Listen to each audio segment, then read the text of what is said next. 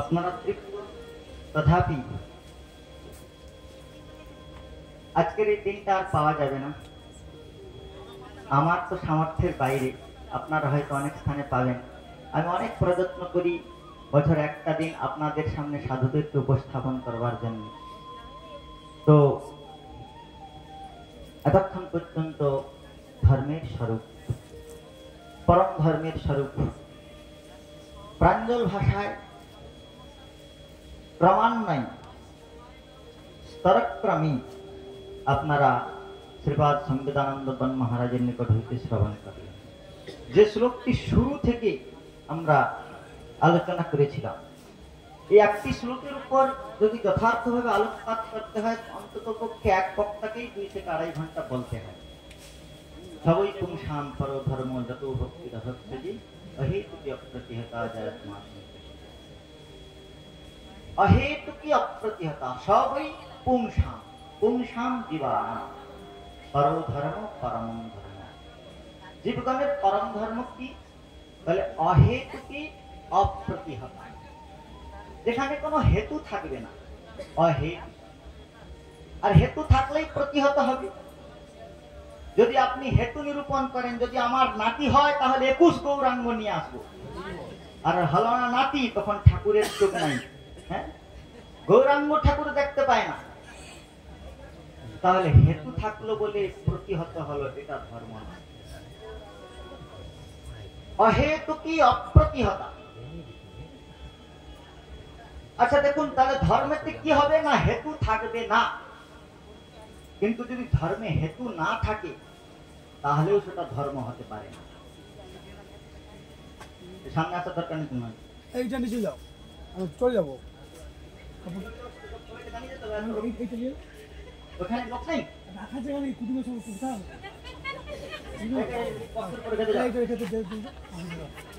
দিয়ে দিচ্ছি।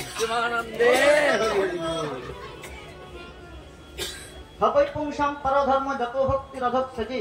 তাহলে দেখুন, ধর্মেতে একটা হেতু থাকবে, সেটা কি? বলে যে অহেতুকি। আচ্ছা, ভক্তিতে হেতু থাকবে না? যারা ভক্ত ভজন করে তাদের হেতু কি, তাদের প্রয়োজন কি? ভগবত প্রাপ্তি।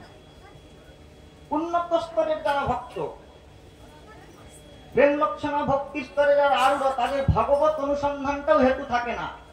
আশ্লিষ্যব পাদরতাম তিনষ্টুমা মদর্শনম মর্মাহতাম করতু বা তথা তথা বাবিদ তদ্লম্পট মত প্রাণনাথস্তু শৈব না পর। মরি যদি দিয়া দুঃখ তার হইল মহাসুখ, সেই দুঃখ মোর সুখ বর্জ। তিনি আমাকে অদর্শন দিয়ে মর্মাহত করুক অথবা দর্শন দিয়ে আনন্দ দান করুক,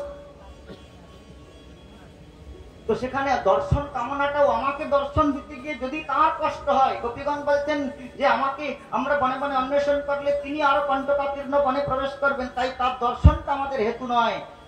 দর্শন করে আমার নয়ন সার্থক করবো, আমার ইন্দ্রিয় তর্পণটাও ভক্তির হেতু নয়, এখানেও আত্মেন্দ্রিয় তোষণ রয়েছে। তাহলে ভক্তিতে কি থাকবে? বলে ভক্তিতে থাকবে, হ্যাঁ, যাহে তার সুখ হয় সেই সুখ মোর, নিজ সুখে মানে কাজ পড়ুক তার মুন্ডেবাজ, কৃষ্ণের মাত্র চাহিয়ে সন্তোষ। একটি ভক্তির লক্ষণ, মানে কৃষ্ণের মাত্র চাহিয়ে সন্তোষ, ভগবানের সুখ বিধান। তাহলে সেখানে কি হেতু থাকবে? ভগবানের সুখ বিধানটা ভক্তিতে হেতু থাকবে। তাহলে ভগবানের সুখ বিধানটা হেতু থাকবে। যদি ভগবানের সুখ বিধানটা হেতু থাকে তাহলে অহেতু কি বলা হলো কেন? আচ্ছা, ভগবানের সুখ বিধানটা যদি হেতু থাকে, দেখুন ভক্তের হৃদয়ে ভক্তি কামনা রয়েছে, তো তাহলে সেটাও তো কামনা। কৃষ্ণ ভক্ত নিষ্কাম অতএব শান্ত, ভক্তি মুক্তি সিদ্ধিকামী সকলই অশান্ত। কৃষ্ণ ভক্তের হৃদয়ে তো ভক্তির কামনা রয়েছে, তাহলে সেটাকে কামনা বলা যাবে না? বলে না, বলা যাবে না। বলদেব বিদ্যাভূষণ পাদ বিচার করেছেন। আপনারা একটু জানেন, আমাদের মহারাজ সুকণ্ঠ কীর্তনী, আপনারা গত বছর মহারাজের নৃত্য দর্শন করেছিলেন। অনেকেই আমাদের অভিলাষী রয়েছেন মহারাজের নৃত্য দর্শন করবার জন্য। রাত বেশি কিছু হয় নাই, এই শ্লোকটার উপরে বলবার জন্য অনেকক্ষণ থেকে আমার লোভ হচ্ছে, তাই একটু নিজের পিপাসাটা নিবারণ করে নি। তো বিষয় হচ্ছে কি, ভক্তের হৃদয় তো ভক্তি তৃষ্ণা রয়েছে, ভক্ত ভক্তিকে কামনা করে, তাহলে তাকে কাম বলা যাবে না কেন? কামনা নাই কেন সেখানে? বলে দেখুন, এই জগতে 3টি বিষয় রয়েছে, নায়ক নায়িকা আর রতি। নায়কের সঙ্গে নায়িকার মিলনে রতি সুখের উৎপত্তি হয়। কিন্তু নায়ক নায়িকা থাকলেই রতি সুখ হয় না, নায়ক নায়িকার মিলনের ফলে রতি সুখ উৎপন্ন হতে। নায়ক এক বস্তু, নায়িকা এক বস্তু, আর তাদের মিলন জন্য রতি সুখটা এক বস্তু, তিনটা বস্তু। যদি নায়ক নায়িকা রতি সুখটা পৃথক বস্তু না হতো তাহলে নায়ক নায়িকা থাকলেই রতি সুখ হতো, কিন্তু নায়ক নায়িকা মিলনে রতি সুখ হয়, থাকলে সবসময় রতি সুখ হয় না। তাহলে ওখানে তিনটি বস্তু রয়েছে, নায়ক নায়িকা আর রতি সুখ, তিনটি পৃথক পৃথক বস্তু। কিন্তু ভক্তিতে এরকম নয়, ভক্তি ভগবান ভক্ত তিনটি তত্ত্ব নয়, ভক্তি ভক্ত ভগবান তো গুরু চতুর নাম পপুয়ে ইনকে পদ রজ বৃন্দন কে নাশত বিঘ্ন অনেক। ভগবান আর ভগবানের স্বরূপ শক্তির বৃত্তিটা ভক্তি, ভগবানের সঙ্গিনী শক্তির প্রকাশটা হচ্ছে ভক্তি। সেজন্য ভগবানই ত্রিবিধ রূপে ভক্তি, ভগবানই ভক্ত রূপে এসে ভক্তাবতার ধারণ করে তস্মিন তজ্জমি ভেদাভাবাৎ, ভগবানই ভক্ত হয়েছে ভক্ত মূর্তি ধারণ করে, গুরুমূর্তি ধারণ করে ভক্তির সন্ধান দান করেন। সেজন্য ভক্তির হৃদয়ের মধ্যে ভক্তি কামনা থাকলে, যেহেতু ভক্তিটা ভগবত তত্ত্ব অপেক্ষায় অপৃথক বস্তু, পৃথক বস্তু নয়, নায়ক নায়িকার থেকে রতি সুখটা পৃথক বস্তু, কিন্তু ভক্ত আর ভক্তি, ভক্ত ভগবানের সন্নি শক্তির প্রকাশ, ভক্ত আর ভগবান থেকে ভক্তিটা পৃথক তত্ত্ব নয়। সেই জন্য ভক্তির হৃদয়ে ভক্তি কামনা থাকলেও তাকে নিষ্কাম বলতে হবে। তাহলে এখানে যে অহেতুকি বলা হয়েছে, অহেতুকি কিসের জন্য বলা হয়েছে? বলে অহেতুকি মানে ভক্তিতে একটা হেতু তো থাকবেই, গোপীগণের ভক্তিতেও কৃষ্ণ প্রীতি হেতু ছিল, তাহলে অহেতুকি বললেন কেন? বলে অকার বাসুদেব স্বাদ, এখানে অকার শব্দের অর্থ হচ্ছে বাসুদেব। অকার উচ্চতে কৃষ্ণ সর্বলোকৈক নায়ক, উকার উচ্চতে রাধা, মকার জীববাচক। তাহলে ভক্তিতে কি থাকবে? অহেতুকি মানে কৃষ্ণ হেতু, ভক্তিতে কৃষ্ণের সুখী একমাত্র হেতু থাকবে। এই কৃষ্ণের সুখের জন্য যা কিছু করা হবে তার নাম ভক্তি, আর আত্মসুখের জন্য যা কিছু করা হবে তার নাম আত্মেন্দ্র প্রতিবাঞ্ছা, তারে বলি কাম, কৃষ্ণেন্দ্র প্রতিবাঞ্ছা ধরে প্রেম নাম।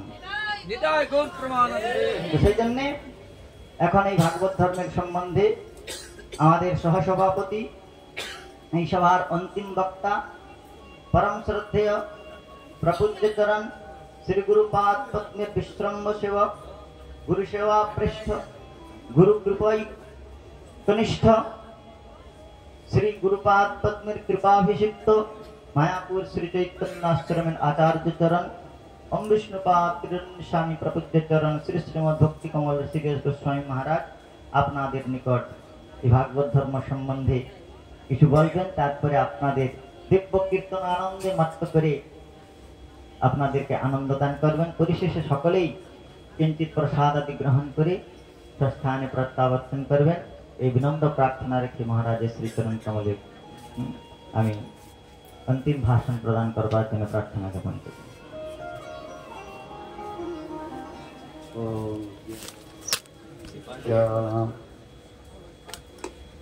জ্ঞানাঞ্জনশলাকয়া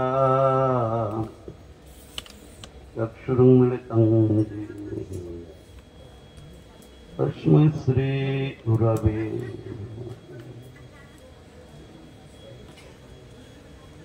শ্রীকৃষ্ণ চৈতন্য মনুষ্যলগ্নম বেদান্ত বেদাঙ্গ পুরাণ